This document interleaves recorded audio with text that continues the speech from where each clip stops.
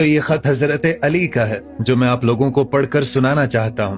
وہ لکھتے ہیں کہ میں وہ ہوں جس کی ماں نے اس کا نام حیدر رکھا، یعنی شیر، جنگل کے شیر کی طرح رعبدار۔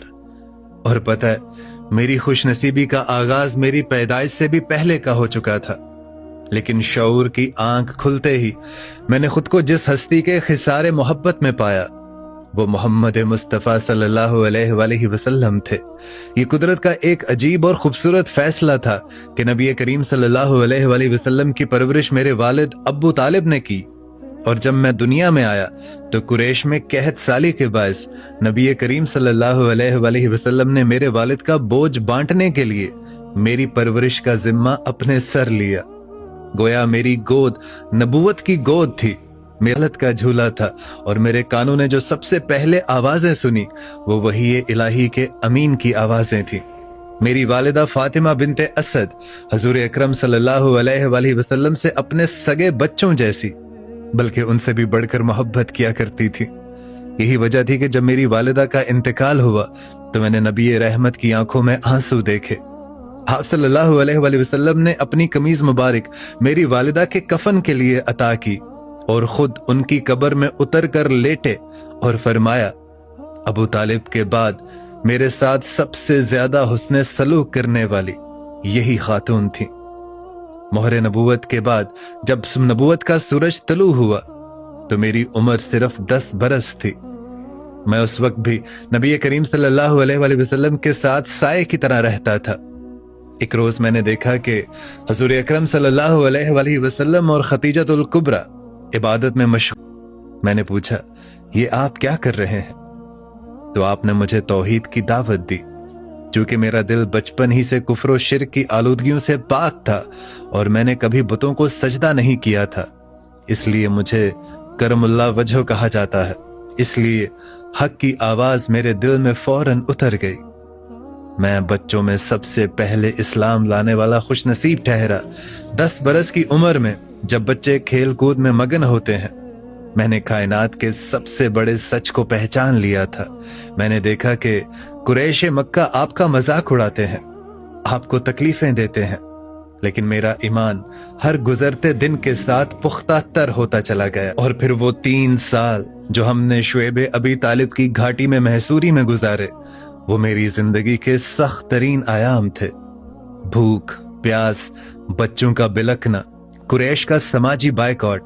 اس دوران میرے والد نے ایک آہنی دیوار کی طرح حضور اکرم صلی اللہ علیہ وآلہ وسلم کا دفاع کیا۔ جب بھی رات ہوتی میرے والد مجھے حضور اکرم صلی اللہ علیہ وآلہ وسلم کے بستر پر لٹا دیتے اور حضور کو کسی اور جگہ سلاتے تاکہ اگر کوئی قاتل حملہ کرے تو علی مارا جائے لیکن محمد صلی اللہ علیہ وآلہ وسلم محفوظ رہے۔ میں ہر رات موت کی آنکھوں میں آنکھیں ڈال کر سوتا تھا اور یہی میری تربیت تھی۔ اور پھر وہ وقت آیا جب میرے والد اس دنیا سے رخصت ہو گئے۔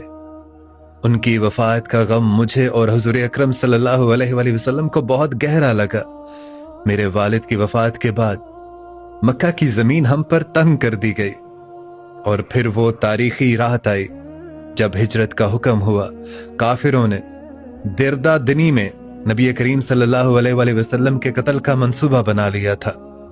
اس حضور اکرم صلی اللہ علیہ وآلہ وسلم نے مجھے فرمایا، اے علی، تم میری چادر اوڑھ کر میرے بستر پر سو جاؤ، تمہیں کوئی نقصان نہیں پہنچے گا۔ یہ امتحان کی گھڑی تھی۔ باہر ننگی تلواریں لیے دشمن کھڑے تھے اور اندر میں مطمئن سو رہا تھا۔ میں جانتا تھا کہ یہ بستر مرگ ہو سکتا ہے، لیکن یہ بھی یقین تھا کہ زبان رسالت سے نکلا ہوا لفظ غلط نہیں ہو سکتا۔ صبح جب کفار نے چادر ہٹائی تو مجھے دیکھ کر دھنگ رہ گئے۔ میں نے لوگوں کی امانتیں جو حضور اکرم صلی اللہ علیہ وآلہ وسلم کے پاس رکھی تھیں واپس کی، اور پھر میں بھی مدینہ کی طرف روانہ ہو گیا جہاں ایک نئی زندگی ہمارا استقبال کر رہی تھی۔ مدینہ منورہ میں جب مہاجرین اور انصار کے درمیان بھائی چارہ قائم کیا گیا تو ہر کسی کو کسی نہ کسی کا بھائی بنایا گیا، لیکن میں تنہا کھڑا تھا۔ میری آنکھوں میں آنسو تھے کہ میرا بھائی کون ہوگا۔ تب رحمت العالمین نے مجھے گلے لگایا اور فرمایا کہ اے علی، کیا تم اس بات پر راضی نہیں کہ تم میرے لیے ایسے ہو جیسے ہارون موسیٰ علیہ السلام کے لیے تھے، مگر فرق یہ ہے کہ میرے بعد کوئی نبی نہیں ہوگا۔ یہ وہ سند تھی جسے مجھے دنیا اور آخرت میں سرخرو کر دیا۔ اور ایک اور موقع پر نبی کریم صلی اللہ علیہ وآلہ وسلم نے مجھ سے فرمایا کہ علی، تم مجھ سے ہو اور میں تم سے ہوں۔ میرا معمول تھا کہ میں علم کا پیاسا رہتا، جب میں سوال کرتا تو وہ مجھے عطا فرماتے، اور جب میں خاموش رہتا تو وہ خود کلام کی ابتدا فرماتے۔ اسی قربت کا نتیجہ تھا کہ آپ نے فرمایا، میں علم کا شہر ہوں اور علی اس کا دروازہ ہے۔ بدر ہو یا احد، خندق ہو یا خنین، میں نے ہمیشہ اپنی تلوار، اپنی ذوالفقار اسلام کے دفاع میں اٹھائی۔ لیکن غزوہ خیبر کا واقعہ میری زندگی کا روشن ترین باب ہے۔ قلعہ خیبر فتح نہیں ہو رہا تھا، صحابہ اکرام کی کوششیں کامیاب نہ ہو سکیں۔ تب ایک رات خبر آئی کہ کل جھنڈا اسے ملے گا جو اللہ اور اس کے رسول کا محبوب ہے۔ پوری رات صحابہ اکرام اس تجسس میں رہے کہ وہ خوش نصیب کون ہوگا۔ اگلی صبح میری آنکھیں دکھ رہی تھیں، میں دیکھ نہیں سکتا تھا، لیکن حضور اکرم صلی اللہ علیہ وآلہ وسلم نے مجھے بلایا، اپنا لعاب دہن میری آنکھوں میں لگایا اور میرے لیے دعا کی۔ میری آنکھیں فوراً ٹھیک ہو گئیں۔ آپ نے جھنڈا میرے ہاتھ میں تھمایا اور فرمایا کہ اللہ اس کے ہاتھ پر فتح عطا فرمائے گا۔ یہ وہ ہے جو اللہ اور اس کے رسول سے محبت کرتا ہے، اور اللہ اور اس کا رسول بھی اس سے محبت کرتا ہے۔ اللہ کے فضل سے میں نے خیبر کا وہ بھاری دروازہ، جسے کئی مرد مل کر بھی نہیں ہلا سکتے تھے، اکھاڑ پھینکا اور مرحب جیسے پہلوان کو جہنم واصل کیا۔ یہ میری طاقت نہیں تھی، یہ نبوت کی دعا کا اثر تھا۔ میری زندگی کا سب سے حسین باب سیدہ کائنات فاطمہ الزہرا کے ساتھ رفاقت بھی ہے۔ میں نے حضور اکرم صلی اللہ علیہ وآلہ وسلم کی نور نظر سے نکاح کی خواہش انتہائی جھجک کے ساتھ ظاہر کی۔ میرے پاس مال و دولت کا نام و نشان نہیں تھا، لیکن میرے پاس جو سرمایہ تھا وہ رسول اللہ صلی اللہ علیہ وآلہ وسلم کی محبت تھی۔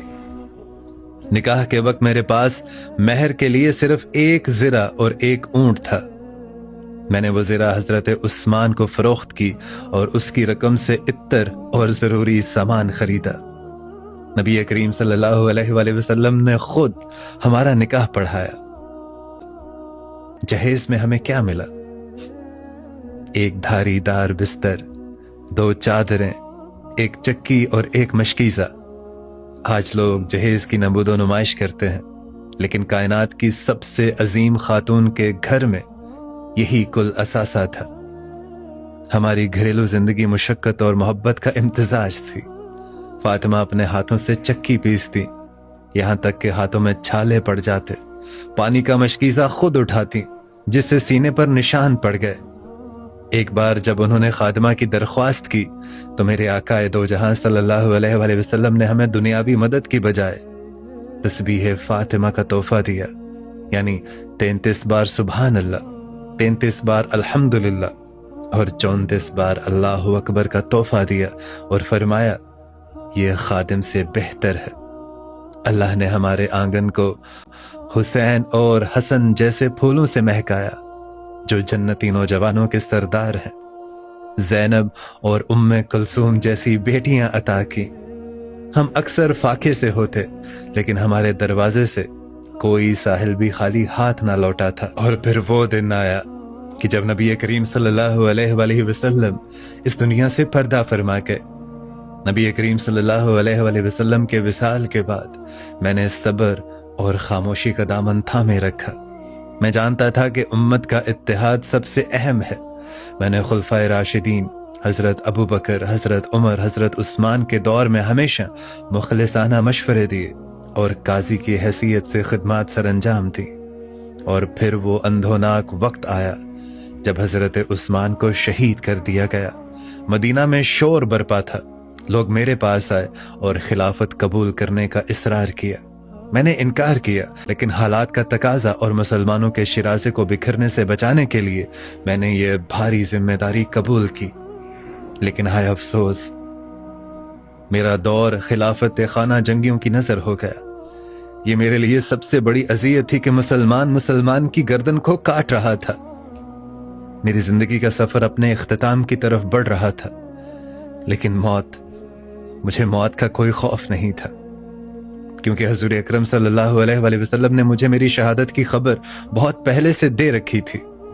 ایک روز آپ صلی اللہ علیہ وآلہ وسلم نے میری داڑھی اور سر کی طرف اشارہ کرتے ہوئے فرمایا تھا کہ اے علی، پچھلوں میں سب سے زیادہ بدبخت وہ ہوگا جو تمہاری اس داڑھی کو تمہارے اس سر کے خون سے رنگین کرے گا۔ میں اس دن کا منتظر تھا۔ رمضان المبارک کا مہینہ تھا، 40 ہجری۔ خوارج نے میرے معاویہ اور عمرو بن العاص کے قتل کا منصوبہ بنایا۔ ابن ملجم، وہ بدبخت ترین انسان، کوفہ بھیجا گیا۔ 19 رمضان المبارک کی فجر تھی۔ میں مسجد کوفہ میں داخل ہوا۔ میں لوگوں کو نماز کے لیے جگا رہا تھا، الصلاۃ الصلاۃ کی آواز لگا رہا تھا۔ اچانک ابن بن ملجم جو طاق میں بیٹھا تھا، اس نے اپنی زہر آلود تلوار سے میرے سر پر وار کیا۔ تلوار میرے سر پر لگی اور خون کا فوارہ پھوٹ پڑا۔ میری سفید داڑھی میرے خون سے سرخ ہو رہی تھی۔ نبی کریم صلی اللہ علیہ وآلہ وسلم کی وہ پیشن گوئی پوری ہو رہی تھی۔ اس شدید تکلیف کے عالم میں میری زبان سے بے ساختہ یہ الفاظ نکلے کہ رب کعبہ کی قسم، میں کامیاب ہو گیا۔ لوگوں نے قاتل کو پکڑ لیا۔ میں نے اپنے بیٹوں حسن اور حسین کو وصیت کی کہ اگر میں زندہ بچ گیا تو میں اپنی جانوں اور یہ جانے، لیکن اگر میں شہید ہو جاؤں تو قصاص میں صرف ایک وار کرنا اور اس کے عزا نہ کاٹنا۔ میں نے انہیں صبر کی تلقین کی اور اللہ کے حضور پیش ہو گیا۔ میرا آنے والی نسلوں کو یہ پیغام ہے کہ آج میں تم میں نہیں ہوں، لیکن میرے اقوال، میری سیرت تمہارے لیے مشعل راہ ہے۔ اے لوگو، میری زندگی سے سبق سیکھنا۔ بندے کو چاہیے کہ اپنے رب کے سوا کسی سے امید نہ رکھے، اپنے گناہوں کے سوا کسی چیز کا خوف نہ رکھے۔ اور میں کہتا ہوں کہ علم مال سے بہتر ہے۔ علم تمہاری حفاظت کرتا ہے، جبکہ مال کی تمہیں حفاظت کرنی پڑتی ہے۔ مال خرچ کرنے سے کم ہوتا ہے، لیکن علم خرچ کرنے سے بڑھتا ہے۔ اگر تم میں سے کسی کو کوئی ایسا مسئلہ پوچھا جائے جس کا علم نہ ہو تو صاف کہہ دو، اللہ بہتر جانتا ہے۔ یہ جہالت نہیں ہے، یہ عین علم ہے۔ میری زندگی محبت، جہاد، علم اور صبر کی کہانی ہے۔ اگر تم مجھ سے محبت کا دعویٰ کرتے ہو تو میرے کردار کو اپناؤ۔ یاد رکھو، جو مومن ہوگا وہ مجھ سے محبت کرے گا، اور جو منافق ہوگا وہ مجھ سے بغض رکھے گا۔ اللہ تعالیٰ تمہیں ثابت قدم رکھے اور ایمان پر قائم رکھے۔